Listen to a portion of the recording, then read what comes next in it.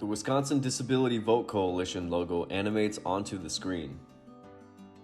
A title appears, Parent to Parent, Why I Support My Adult Child with a Disability to Vote. Iana Batista. When I vote, I feel proud because my voice matters. I feel I count. Catherine Burrish. If I didn't have the right to vote, it would make me feel sad and that I would feel like that I am an afterthought. Kevin Fesh, Tyler's dad. Too often people with disabilities are overlooked. I think they're underrepresented in the census counts. They're underrepresented voting. They're underrepresented when it comes to employment. And I think a lot of that has to do is because of lack of expectations. It's important for Tyler to vote because every issue that's out there affects Tyler. Tyler is soon to be a small business owner, so small businesses are impacted by legislation.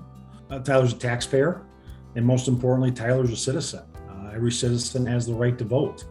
Patty Jones, Olivia's mom. It's become so apparent to me the disregard that people have for people with disabilities because they're not even seeing that they can make that choice. And I guess as a parent, I just feel that that's one thing that I am going to continue to fight for. Julie Burrish, Catherine's mom. I think you might be surprised how ready and capable your children are to be able to vote. If you believe in the concept of self-determination and self-direction, you have to believe that people are able to express what is important to them. That's really what I think voting is about. Elsa Diaz-Batista, Iana's mom. It's always a really good experience when she does in-person voting because she blows people's expectations out of their mind. They meet her in the line and they expect me to go vote with her. They expect that she's not going to know what to do, and that what they don't know is she knows exactly what to do. She goes and sits in the machine and she starts pushing buttons, and then she takes her ballot and then she puts the ballot in the machine, and then she asks for the sticker, for the voting sticker. So, Iana Batista. I prepare to vote when my mom helped me find permission from them. Julie Burrish, Catherine's mom. I do think it takes time before the election. There are conversations and there's research that needs to be done.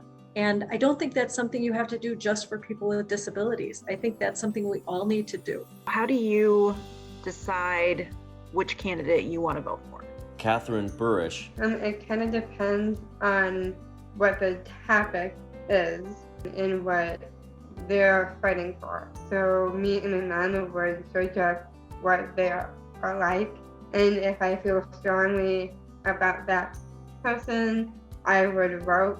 If that person isn't right, I vote for someone else that feels strongly to me.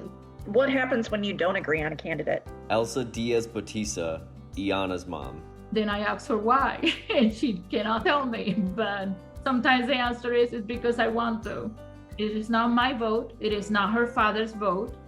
It is her vote. So if it's different than ours, it's different than ours. I mean, if I had my way with her, she would wear purple every day, but she likes blue.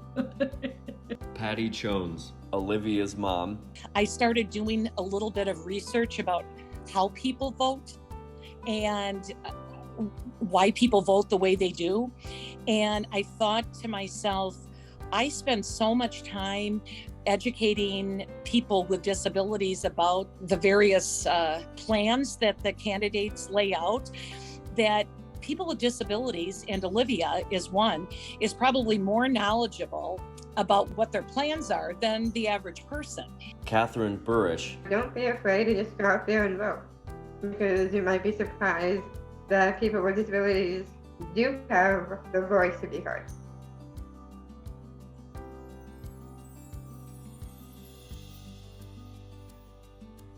For help with disability-related voting questions or help filing a complaint, call the Disability Rights Voter Hotline at 844-DIS-VOTE or 844-347-8683.